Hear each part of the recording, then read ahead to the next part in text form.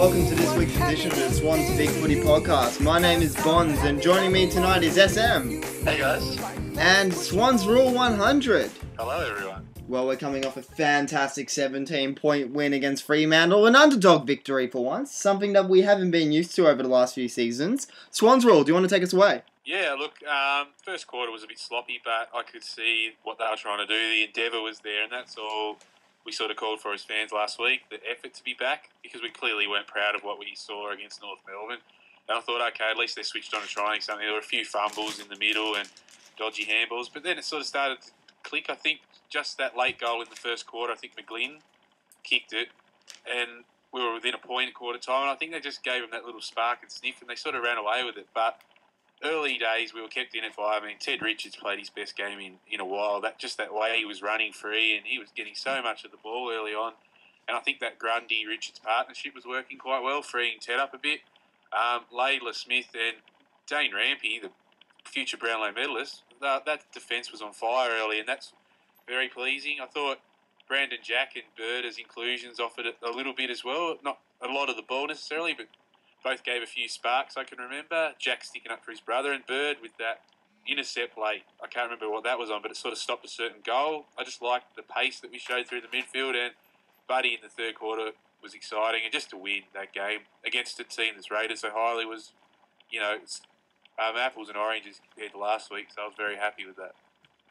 Yeah, I did actually want to bring up Dane Rampy's performance. I feel as if he's been judged pretty harshly so far this year by a few people on the board. I think he's actually had a very good year. He may have had a questionable preseason with people doubting his disposal efficiency, but I honestly feel quite safe with him running out of defence at the moment.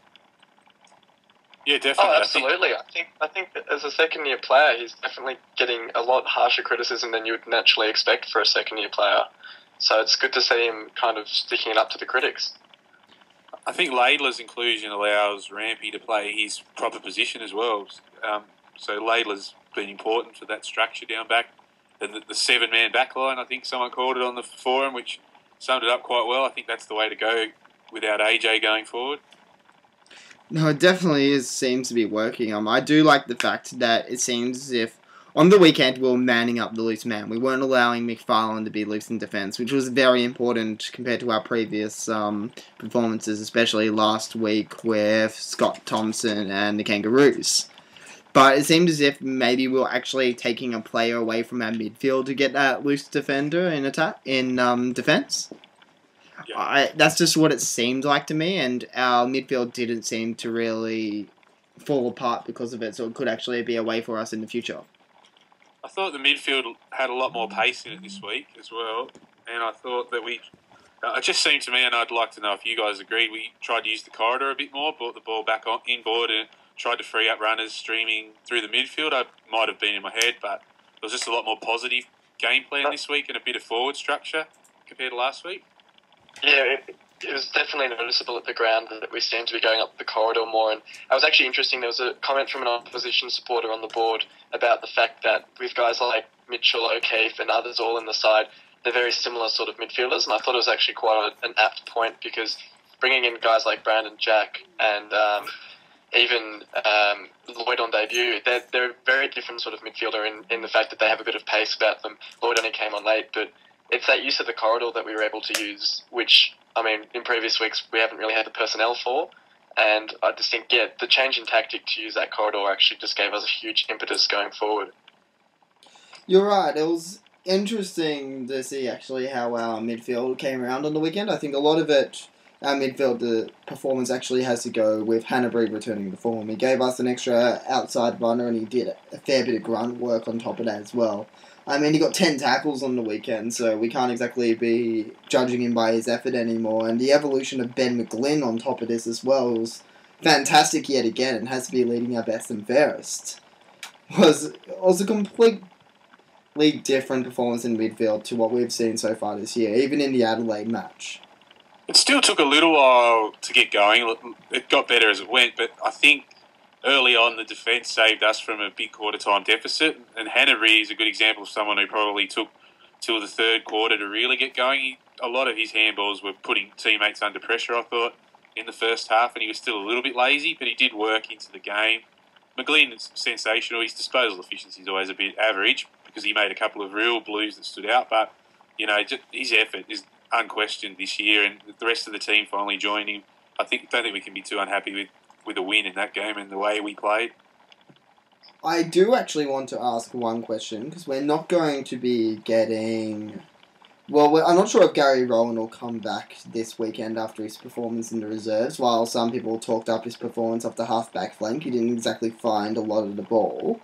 Do you guys see a place in the future for Brandon Jack, Cunningham, Jetta, and Rohan to all be in the same team, assuming they can almost be seen as similar players?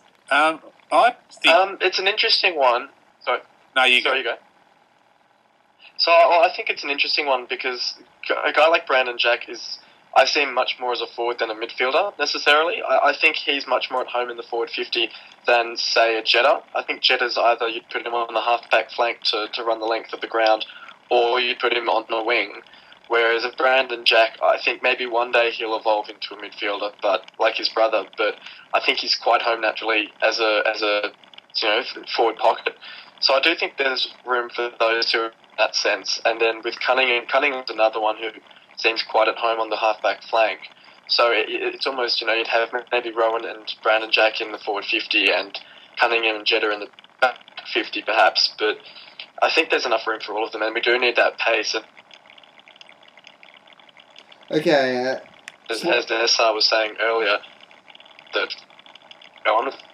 Okay, Swans Rule. I do want to actually ask you a couple of questions just in regards to the match. I'm guessing you're pretty happy with most aspects of it. What did you believe about Longmire's decision to run Hanbury directly on Fife for much of the game? I didn't think it was a bad idea to keep it a bit more simple for Hanbury. I thought he was one of the laziest players in the loss last week, and I think Fife's slightly overrated at times because his disposal efficiency lets him down, but he's clearly a good player.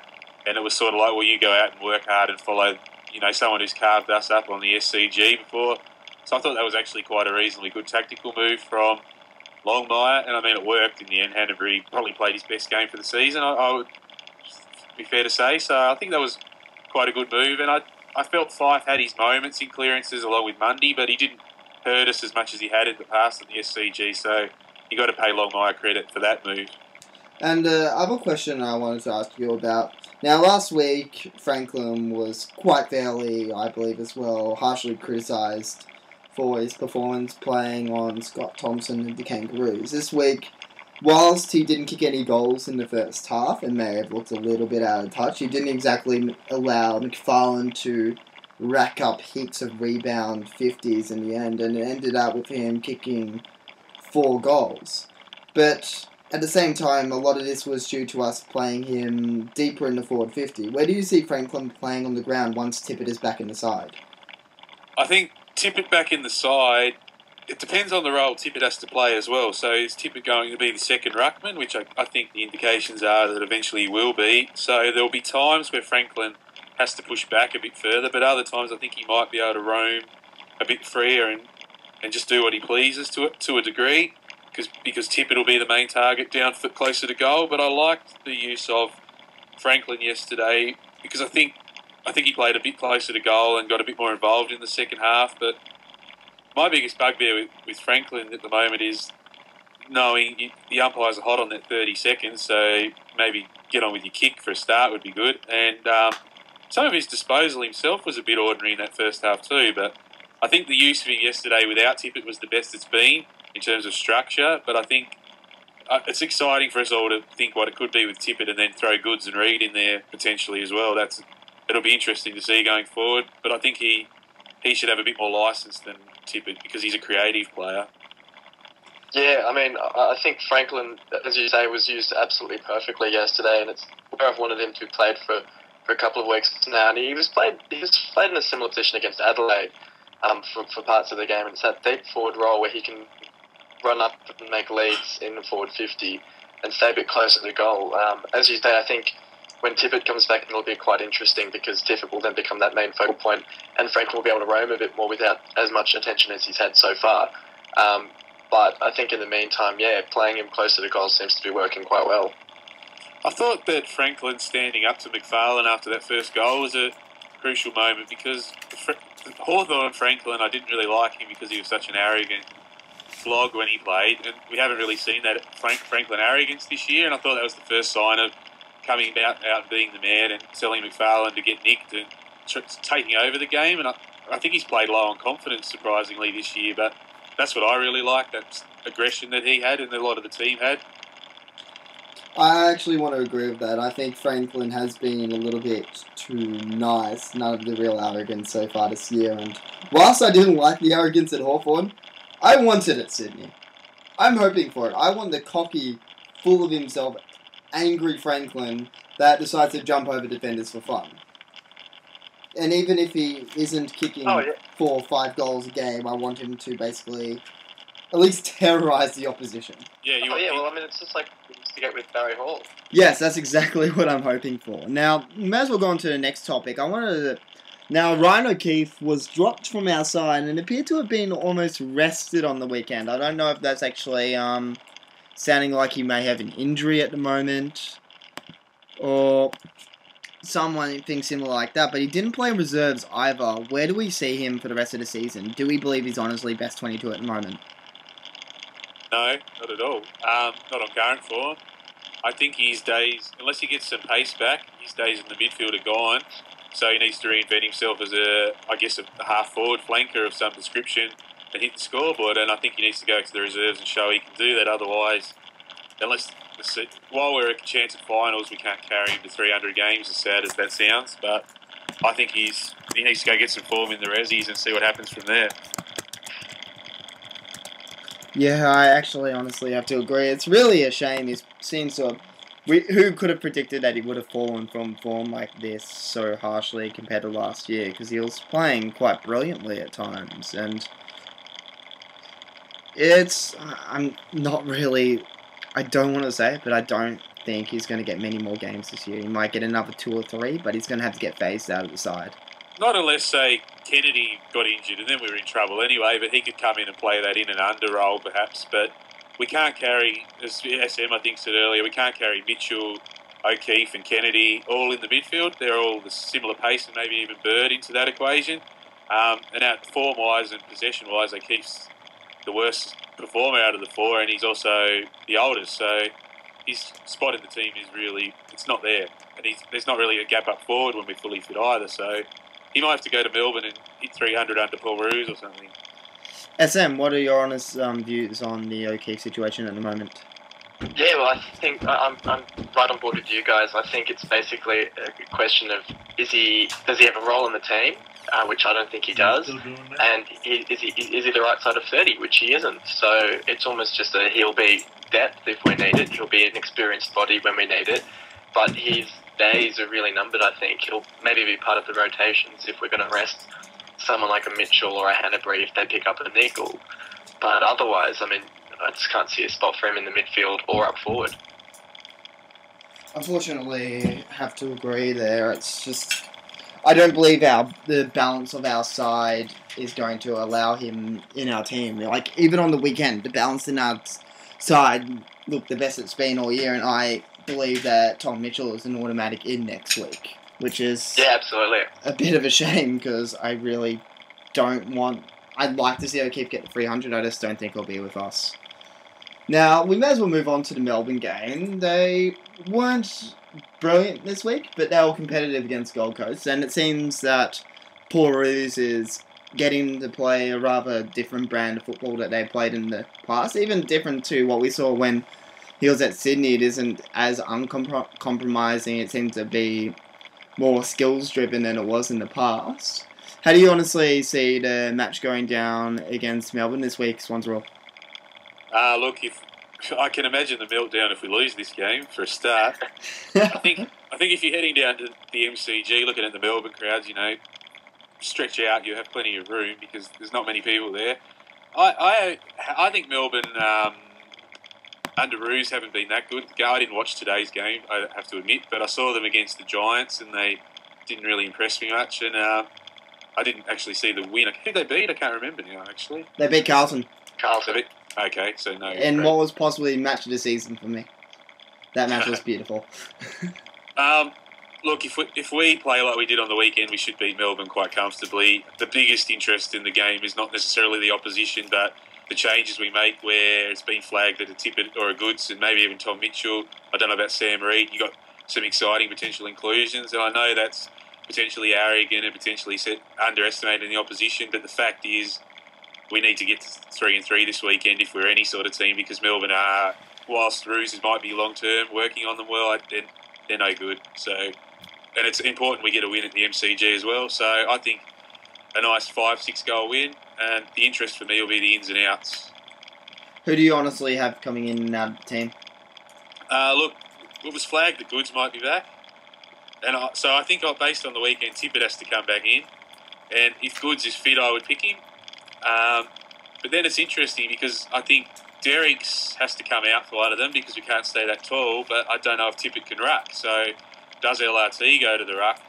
Maybe he does. If he can't ruck, then Tippett has to ruck and Goods probably comes in and LRT goes because we can't carry too many tools in the forward line. So maybe it's Tippett and Goods in for LRT Derricks. I think Tippett has shown in the past that he is quite a competent ruckman, and he had done a bit of ruck work over the preseason this year. But coming off that knee injury, an excellent ruckman, but it's just coming back from an injury, throwing him into the ruck is just my only concern.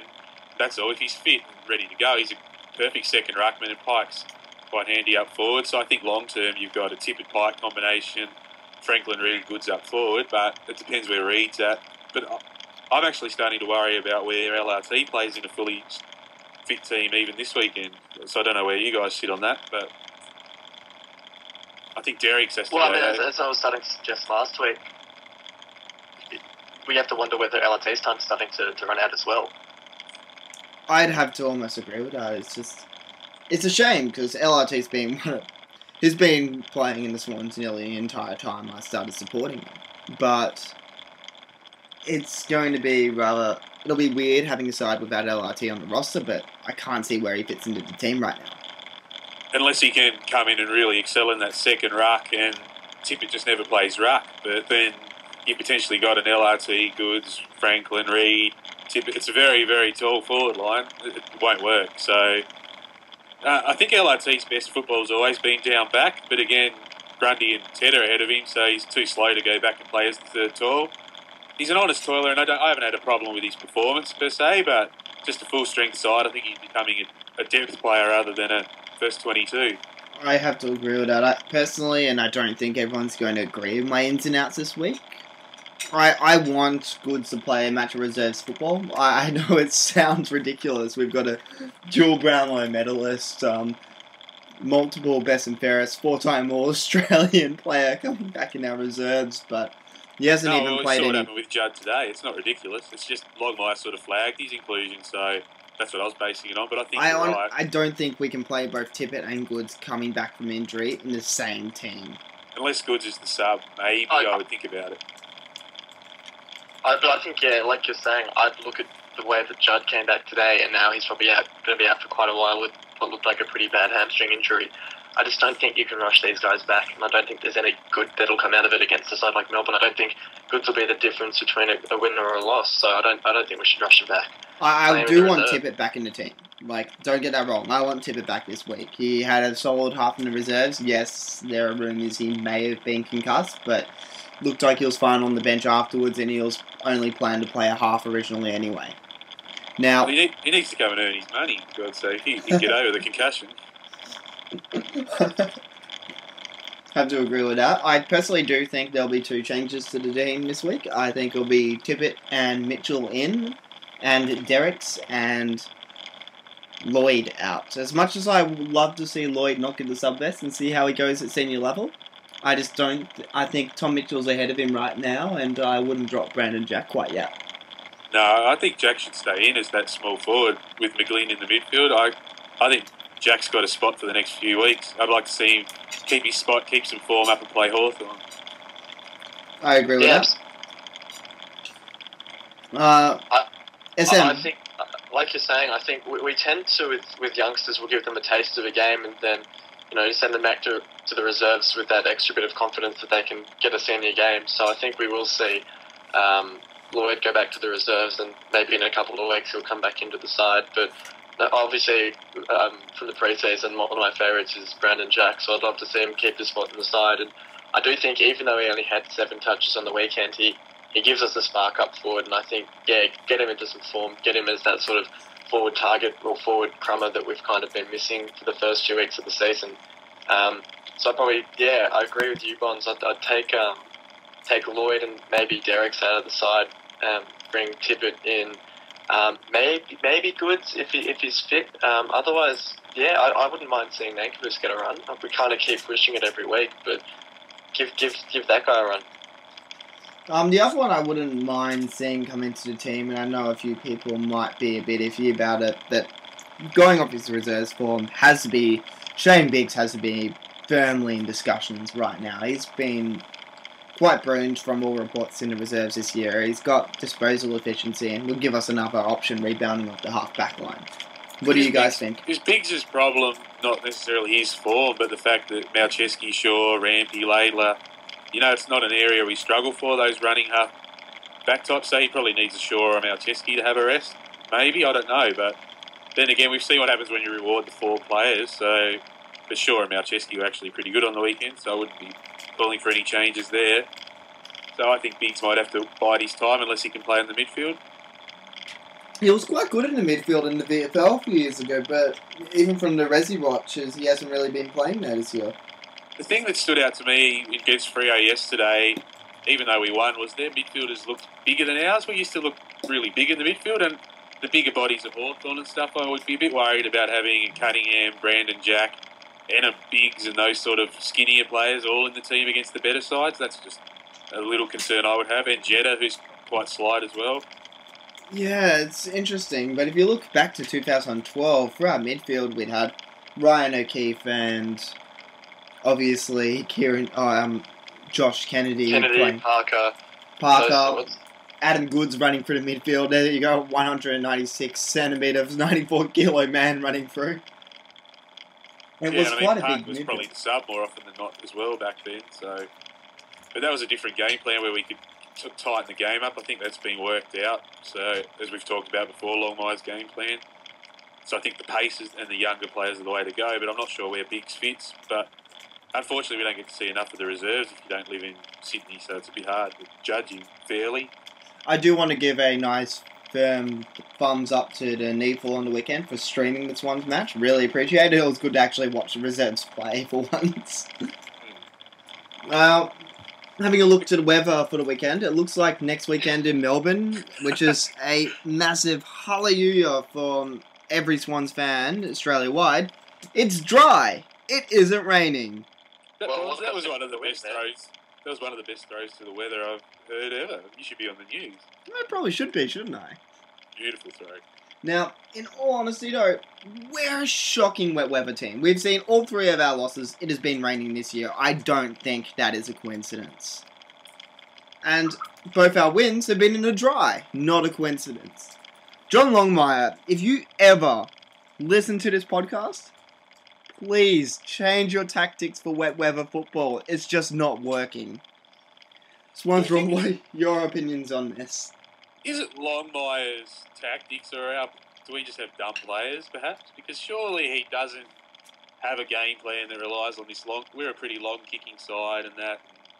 Surely when it's raining, he says, okay, boys, keep it down, get the ball moving, get the basics right in the wet weather when they try to be too precise. I think we've got a lot of athletes over footballers, perhaps, who've probably become footballers over time, so maybe it's just where they get found out when it's a wet day, when it's more about your skills and your football now. But there's definitely a pattern there, but I think there's more of a pattern with us playing top sides in the last year and a half, which is what makes the Freo win so thrilling to finally beat a rated team.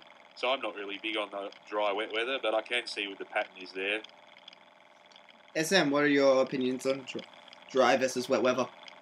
Yeah, it's an interesting one because you look at some of our wins last year, and we could get some wins in the wet last year, so it's not as if it's been a long-term trend, but you can't deny that after the first 5 weeks of the season, with both our wins coming in the dry and all three of our losses in the wet, it's a bit of a trend starting to develop. I honestly don't know what it is. I mean, I do agree to some extent it's Longmire's tactics. He kind of goes a bit too tall in the wet. He doesn't seem like he's too keen to change things up depending on the weather. But at the same time, you look at a team like GWS and we should be beating them even if we are arguably too tall. So I don't know whether it's just a coincidence or what it is, but I guess we won't find out this week if it's going to be dry because, lock us in for the win. I have to agree with that. Now, we may as well go for our sure thing and worst nightmare for the week. SM, do you want to kick it off? Yeah, okay. Sure thing for the week. Look, it's the build up to the Melbourne game. It's going to be all about Ruse against his former club. We'll get lots of clips of the 05 Grand Final, and here it is. And it'll be a great build up and it'll be a great occasion. But I think sure thing, it'll be us by over 6 goals. Nightmare. Well, I mean, it's hard to go back past the nightmare scenario that we get a repeat of the 2010 game and Melbourne roll over us by about 10 goals, but that'd be a very, very bad nightmare. Swans Rule, what is your sure thing and nightmare for the week? Look, my sure thing was similar vein. I think there'll be a pre-match Ruse, Longmire, Buddy, Powell interview with Fox Footy or whatever channel we're on, and Rusey will talk about the days with Goodsy and O'Keefe and Jackie and anyone else you can put a Y on the end of their name, like Kennedy and Buddy, Jackie and Buddy and Tippity and Longmire. They'll just remember the days and they'll joke about the days in the coach's box where Rusey was down on the boundary and Horse took his snakes or something. That sort of bullshit he goes on with. Wasn't it Baz who took his snakes? Look, I don't know. Maybe Barry Hall will interview them both, and that'll be even awkward. Yeah. My nightmare scenario, short term, would be a typical injury a la Chris Judd today. For 3 minutes in, he looks sharp from that run and then just picking that hamstring. That would be a nightmare, especially if it's Goodsy. And a long-term nightmare is that Tom Derricks gets to 50 club games with the Swans because he's channeling Paul Chambers out there with that crappy ruck work and horseshit football. I mean, he wouldn't get a game at Launceston Football Club, so... Look, in regards to Derek, sir, I think we can say the difference between him and Chambers is at least he's got a heart out there. He made 5 tackles. I don't think Chambers ever made a tackle for the Swans. Yeah, true. But I think if you ever got tackled to the ground by Tom Derricks, your days are numbered in the AFL. My sure thing for the week, number one sure thing this week would have to be that we're going to have no negative press on the Swans this week. Same as the Adelaide week a few weeks before. Everyone was talking that we're back in form, that the Franklin deal was suddenly going to make sense. As soon as we lose, everyone jumps on the bandwagon of hating us. We'll watch the media circus do a complete 360 turnaround this week. As for a negative, worst nightmare, I have to agree, the 2010 result against Melbourne repeating. That was the worst day I've ever been at the MCG. I don't want it to happen again. My small frustration for the week is whatever our result is, the headline's always something about Buddy. Like yesterday it was like Buddy's third quarter inspires Swans to win, or last week it was Buddy's goalless effort causes Swans lost. It's never like Rampy's run or Malcheski's kick in, or it's always whatever Buddy did. So it's a bit frustrating when some of the other... Like he was great yesterday, but Rampy was super. Unfortunately, that's exactly the same way it was with Hawthorn for so many years. Yep, that's it. I can't, unfortunately, look at it. It's just, with Hawthorn, it was the same. When they lost to us, they were saying Franklin's kicking cost them the grand final, when really he actually brought them nearly into it. And it was strong performances from our team that won it. I thought it was does anyone know how many disposals... Does anyone know how many disposals Kennedy got on the weekend? He got 38 disposals. But no one's talking about it. It's all the fault for the 4 goals that Franklin kicked. Someone in the media, hardly the media, had the temerity to call Kennedy B grade during the week, so they were eating humble pie yesterday. The best thing about Kennedy's performance on the weekend, 21 contested possessions. 21. That is insane. The best thing about Kennedy and McGlynn is that we got him from Hawthorn for basically nothing. And, I mean, I just love that aspect. Now, in regards to what a Hawthorn fan will say right this, With the draft picks we got from McLean and Kennedy, we got Stratton. And then your collar allowed you to recruit him. Sorry, we don't have any Hawthorn fans on the show, and I felt as if someone had to defend him to this week. Yeah, but has Stratton really been that impressive this year? Not overly. He's been injured, hasn't he? Well, I think he's been out injured. Call out to any Hawks vlogger who wants to come on to the podcast leading up to the Hawks game and chat footy. Happy to have you on. Just give us a private message. Anyways, guys, thank you. Maybe we won't call you a vlog on the show, but well, you know. Anyways, guys, we're going to call it a night there. Thank you for listening to the Swans Bigfooty Podcast, and have a great night and an even better week. Peace out.